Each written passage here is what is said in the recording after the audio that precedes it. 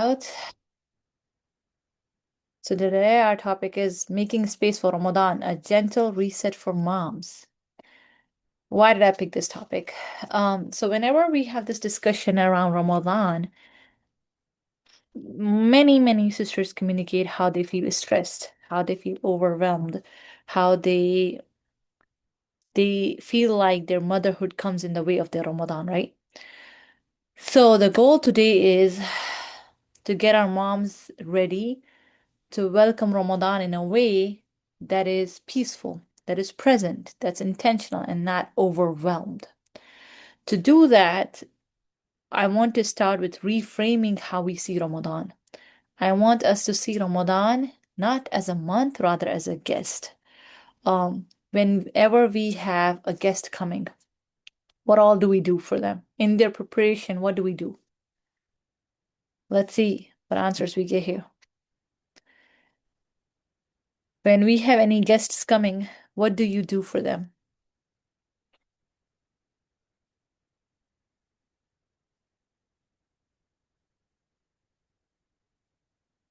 Until you guys respond, I will give a few hints.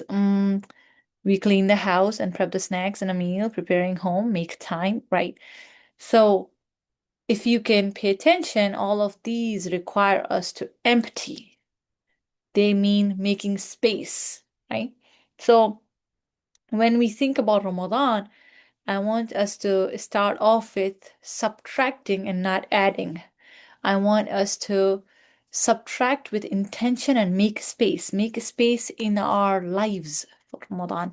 It's easy to say that, hey, I value Ramadan, but reality is it shows what you value. Anything today, this is the principle I want all of us to take, that whatever we value, we make space for it in our lives. And our lives actually show that, hey, this person actually values it because they made a space for it in their lives. And how this is going to look like when it comes to Ramadan is how our calendars are going to look like, how our mind is going to look like, how our relationships are going to look like, how our evenings are going to look like, well, how our diet is going to look like. All of that will show how much we truly value Ramadan. And it has to start now because a lot of times we wait till Ramadan comes, and then the whole idea of even taking decisions can be overwhelming. So it's important to start this process now. It's important to recognize that, hey, I have to start making space now. We don't wait for the guest to show up and then we start cleaning the house in front of them. No, we clean the house ahead of time. And if it's a guest who's going to live overnight, we make sure that there is a space where they're going to sleep. Their bed is made. We make sure that we have enough groceries to feed them, right?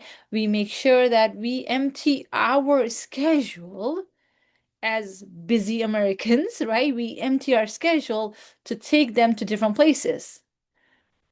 But not many people empty their Ramadan calendar. We add to it, we add to it, we add to it. And no, when I say add, I'm not talking about Tarawih. People add a lot of other things that are not important. But we go ahead and add those things sometimes out of guilt, sometimes out of performance, sometimes out of desire for perfection, sometimes simply because we were lazy enough to be intentional. So today, the steps I want all of us to take is to first start with having a vision.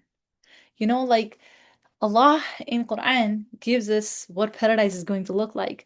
Because as human beings, as his creation, he knows when we have something to look forward to, we want to go there. We have anticipation for it, right? In the similar way, we have to think about it. We have to really sit with ourselves and reflect that, hey, what kind of Ramadan do I really want? Do I want a Ramadan which is emotionally, spiritually nourishing? Do I want to be a calm, collected mother? Or do I want to do a lot of activities with my kids? What am I really looking for? What's the goal here? What is the not ideal, but realistically ideal in a way Ramadan for me. A Ramadan that I know is possible in this season of life. It's important to remember which season of life you are in. So many people are like, you know, they are where they always wanted to be, but they are upset that they are not where they were before. Moms, especially. I was recently speaking to somebody and they highlighted how a sister does a lot of ibadah before kids. And I just pointed out that, hey, listen, things change after the kids. And it's not a bad thing. It's just because you are still doing ibadah, just the form changes. Now you have children whom when you will tend to, that's ibadah. When you take care of your kids, that's ibadah. When you remind them of Allah, that's ibadah. But some of us only see ibadah as when you sit on the prayer rug. But that's not how we are taught as Muslims. If you study Quran and Sunnah, all of our daily routine things with the right intention turn into ibadah, right? Okay, back to the point here. Vision. Let's quickly give one-liner thought as to what do you want your Ramadan to look like. Let's see what you all say. And yes, this owl is bothering me too, but we gotta leave it there. Omar kept it there. We're not about to mess with something that Omar put there. So yeah, what kind of Ramadan are you looking for? Let's create a vision quickly. You guys can elaborate more on that later on, or those that will listen to YouTube can do it later on. But those of us that are here, we have to speed up. I want this Ramadan to feel calm and centered in Quran and Sunnah. Okay. What does centered in Quran and Sunnah look like? What does it actually look like?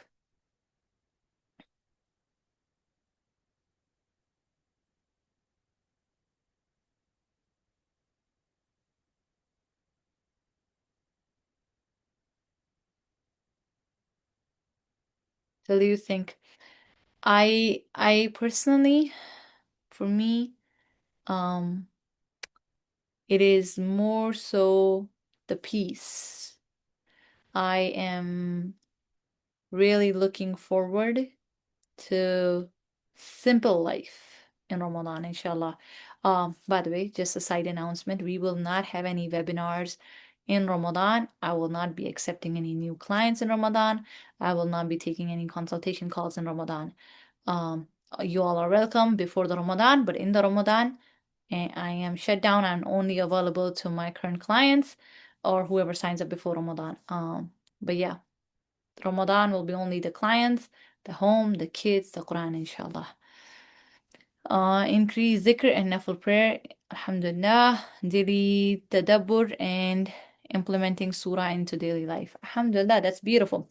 So now, with vision, now you have to step into reflection as to what actually is crowding your life in a way that it would be difficult to achieve your vision. What do you think are your obstacles? What do you think that drains your energy to the point that you feel emotionally drained? Um, yeah, which habit, which um expectation that needs to be on hold so that you can focus on Ramadan? Your phone addiction, my phone addiction drains me. I think a lot of people would agree to that, that the phone addiction is a problem. It's a real problem. But is it really an addiction? Because addiction isn't a strong word. And when we say I have addiction to something, we kind of make it more than it is sometimes. So we have to be careful. Is it really addiction? Um, and do you think you don't have the power to shut it down, to keep it away, to limit the time? And actually, what actually keeps you in it? Taking on new projects. Yes, you have to decide how, because I don't know if those projects lead to income or what kind of projects you're talking about, home projects or what kind of projects. I personally think that we have to be mindful in Ramadan as to how far we stretch ourselves. I feel like it may be because it's constantly on my mind if I'm not on it. you need to be intentional about that. Honestly, occupy your mind. One thing I have noticed during the because and mind you, here I can see say this because I can see your name, so I remember some things about you, right? So this is a benefit of me having your name there as opposed to anonymous. From what I know of you, sister, I would say that you are in a beautiful stage wherein you can read a lot of books whenever possible in the midst of the kids. You can memorize Quran because what happens when the kids are in that stage many times is our hands are really busy, but our mind is not as much. So giving the mind something to think about before it wanders helps a lot. So signing up for a Quran class, I don't know if you already do, I'm just throwing ideas here. Signing up for a Quran class, joining a memorization class, you can do them from your home. Can actually be really helpful in controlling and managing where your mind goes. Just some side tips. So when it comes to those, knowing that, hey, phone is my barrier, hey, knowing that taking on new projects is something that comes in my way, then that's good data, as I have spoken in my previous talk too. Like we have to use the data, right? So with data comes now realizing that we can change all of this, right? For you guys, those are things, but for some other people, it can even be other things. Like, for example, non-essential social events. People feel obligated to say yes. And we have to recognize that no, you don't need to say yes to every invitation. More than attendance, presence is what matters. We need to be willing to say, hey, it's not working out for me. I'm not going to come for this event. Or hey, inshallah, I'll see you after Ramadan. I really appreciate your invitation. Um, Over hosting and over committing during Ramadan. Some people feel like Ramadan is a vibe and they feel obligated that they have to host, they have to do certain things. If it is in alignment with the vision you have for Ramadan, alhamdulillah. But if it's not, then it's something that you need to be aware of as to why are you doing it. Number three, many, it's in the similar than the previous one that often happens is extra commitments that people make. Sometimes people make those extra commitments even using kids as excuse. Hey, kids parties. Hey, kids this. Hey, kids this. So I do think that moms need to be careful with that. This one that I do think that we moms need to be really careful with is trying to do a Ramadan before kids. I have heard many moms complain about it. So we need to be careful with that thought that I want a Ramadan that I had before the kids because that season of life had its beauty. This season of life has its beauty, and you will lose it if you keep your focus elsewhere. So focus on this season of life and be grateful to Allah for all the opportunities He has allowed us. Another thing that I think a lot of times people get stuck in perfectionism, the Pinterest Ramadan, the amazing decor, the perfect Ramadan clothing. I'm not saying don't wear your best clothes, but I'm just like, hey, let's keep it in check. Um, and even the pressure to do it all. I think that's something that that truly, I think moms, especially in United States, really go through a lot of pressure when it comes to wanting to do all of it. Um, but I think it gets next level in Ramadan. Like even the sisters who don't wear traditional clothing feel obligated to wear traditional clothing in Ramadan. Even the sisters who don't cook desi meals now feel obligated to cook desi meals in Ramadan. So trying to do everything. Um, so yeah, it's very important to remember that, hey, you are a human too. And Ramadan was never meant to be a theater where you perform. Ramadan was something that we were supposed to enjoy, we were supposed to experience. And another one, like one of the sisters mentioned, the doom scrolling, wherein we just go through absent-mindedly scrolling, and the last but not least, that's I think a lot in our community, Indo-Pak community would agree, saying yes out of guilt. Our people can emotionally blackmail you with all due respect to everybody and can convince you in a way that you would feel that you have to say yes and staying firm on that, that hey, I love you, but I can't do this, and saying that, and sometimes even that, like, you're being lazy if you say no. No, you're not being lazy. You're being intentional. You too need to save your energy so you have it for where you need it.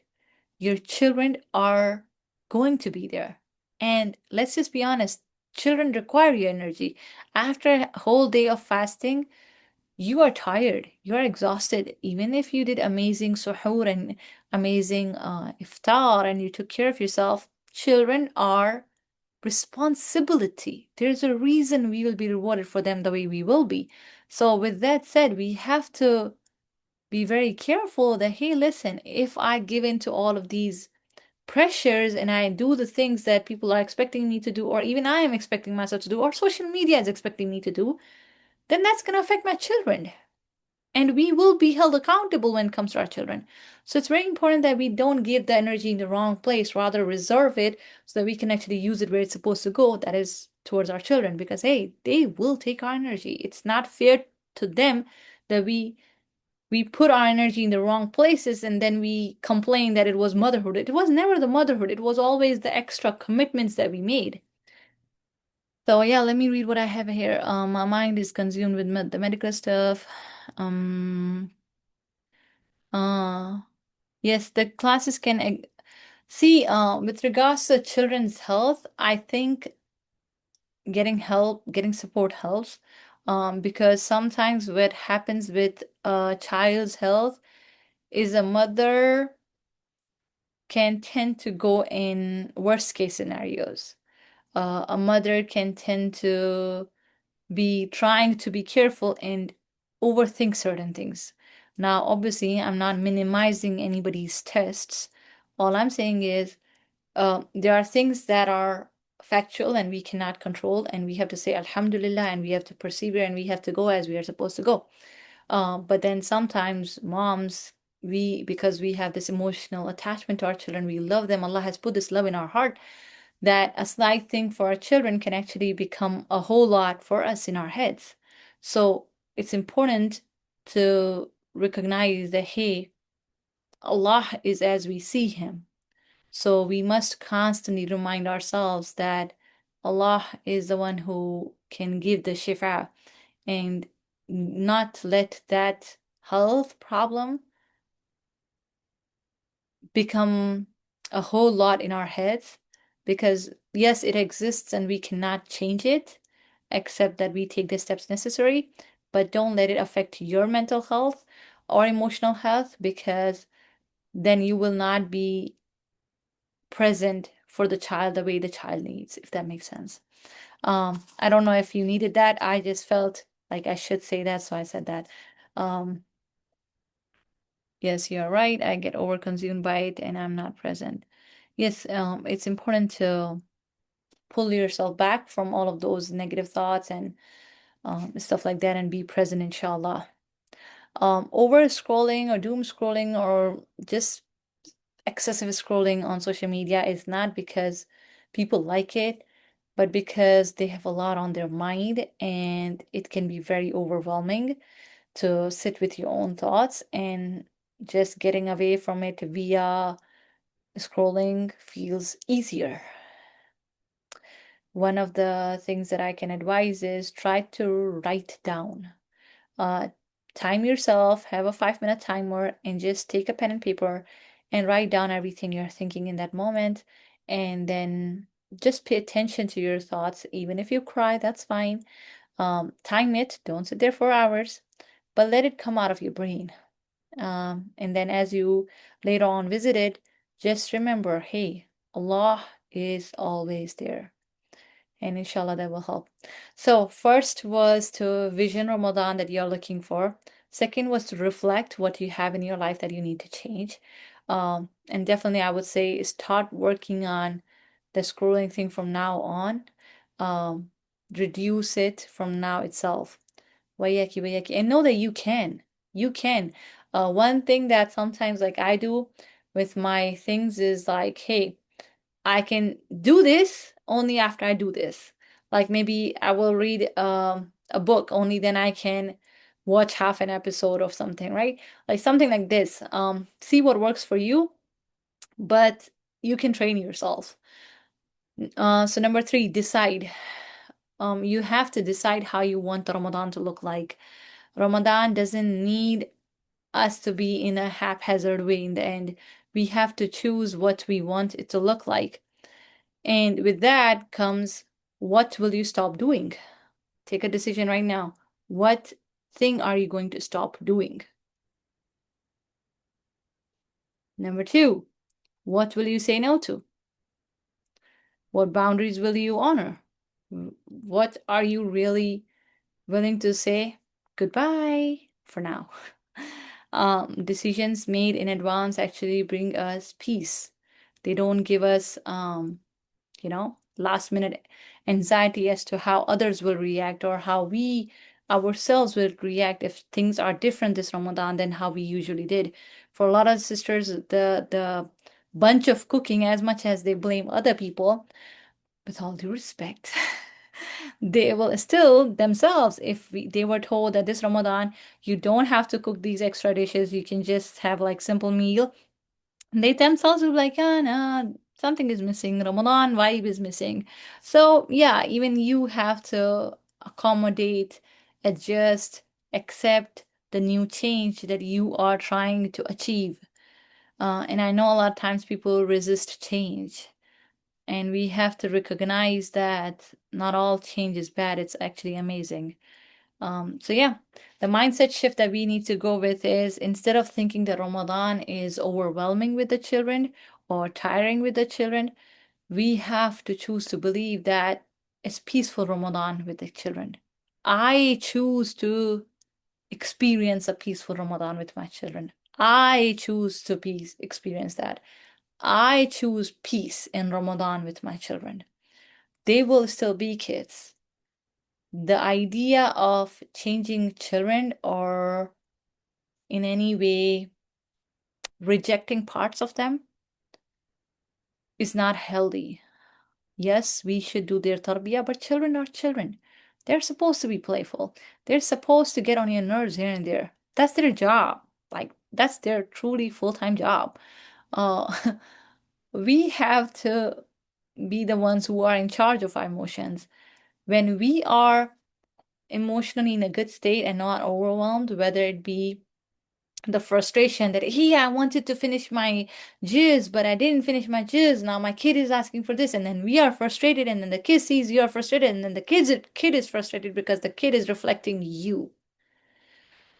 But if you are calm and you recognize that, hey, I should have adjusted my schedule in a way that I had a bunch of time to finish this half a jizz because I knew I got three kids with me, or two kids with me, or one kid with me. I knew how my child is. And even with people who have children, there are some people who have autistic children, there are some people who have children with other disabilities and stuff like that.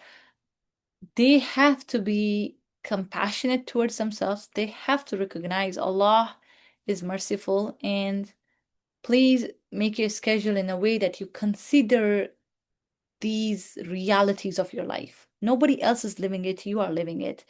And if you know your child needs you more, alhamdulillah, plan it accordingly. So with that, today, where we are at, let me see. We about to be wrap up. So for now, the takeaways are Ramadan needs a space. Okay, before you add anything into the Ramadan, let's subtract. Let's empty it. We never decorate the house without cleaning it. You always clean it first, then you decorate it, right? So go ahead and clean your calendar, clean your home, clean your mind. All the negative thoughts you have about Ramadan, all the negative waswas you have about Ramadan, or even about yourself as a mother, remove them, get rid of them. Be intentional. We have covered quite some intentional thoughts in previous sessions from Monday Moms Matters. Pick them up, see what you need, and go with it. Um, Empty your home. A lot of times, the chaos in the house, the mess in the house can be really stressful and overwhelming too. So clean your home, clean your calendar. I really want to emphasize clean your calendar. I truly want to emphasize on that one. And saying no is not failing Ramadan, it is protecting it. I truly like if there was one liner I want you all to take with you, this would be this one. Saying no is not failing Ramadan, it is protecting it. Okay? And again, as I think those of us in Illinois need to hear this more because we have a lot of Muslim kids activities going on. We need to remember that children don't need a busy Ramadan. Children need a connected, calm parent. Now, I'm not saying don't have gatherings in your house. If you can have a gathering wherein your family is there, you have the support necessary, and you can do it without it draining you, alhamdulillah. But if you know you don't have that kind of setup, then don't sign up for something that will turn you into an overwhelmed, drained parent. Again, the last one. A peaceful Ramadan begins before moon is sighted. And I actually like this one too. I really like this one. A peaceful Ramadan begins before moon is sighted. Subhanallah, may Allah allow all of us to prepare for Ramadan in the way it's supposed to be prepared for. And may Allah allow us to experience a Ramadan that we will remember for the rest of our lives in a good way. I mean, now I'm taking questions if you guys have any. Let me go with this one. For the breastfeeding moms, do you have any advice when it doesn't feel like Ramadan if you aren't fasting? I think we have to make it count in a different way. Um, Even if you cannot um, fast, you can most definitely make the best out of those days by actually maybe finishing a series of talks that you can remember this Ramadan by consistently doing astaghfar. Pick a dhikr that is close to your heart and do it during the fasting hours. Now, I'm not trying to start a bid'ah. I'm not trying to say that this was part of the sunnah. I just am saying that, hey, during the fasting hours, maybe keep your tongue moist with a dhikr, and that will help you remember, hey, this is the hours of the fasting. I hope this helps. I personally watched and listened a lot of lectures and stuff, and I was breastfeeding from what I remember now. Wayaki, wayaki. Any other questions or do we end? Inshallah. Okay, we got another one. Also random. For some reason, it wouldn't let me add the link in the YouTube comments, but when I read the book on the Kindle, it was divided into three books. The Other Wife book, The Other Wife book 2, The Other Wife book 3, and maybe the physical copy is just one book. Oh, you're the one who commented there. Okay. Yes, I'm not sure actually. I'm not sure. I will research it myself too, but I think it's all the books in one. I think it's all the books in one because it's a thick book. Let me show you. It's this thick, okay? It's this thick. So, yeah, and it does not see I skipped the author's note, so don't ask me why. But yeah, it's like it has how many um how many? It ends so the last chapter is his only wife. So do you think that came in the last? But there is a store mentioned here. Yeah, then they I think they might have brought all it in one. It's thick book. It's one full book, then yes, it seems like it. It seems like it. But it's a good one. Jazakallah khair, jazakallah khair. Anything else or can we end inshallah? I think we're good to go. Okay? Bayaki, bayaki. Assalamu alaikum.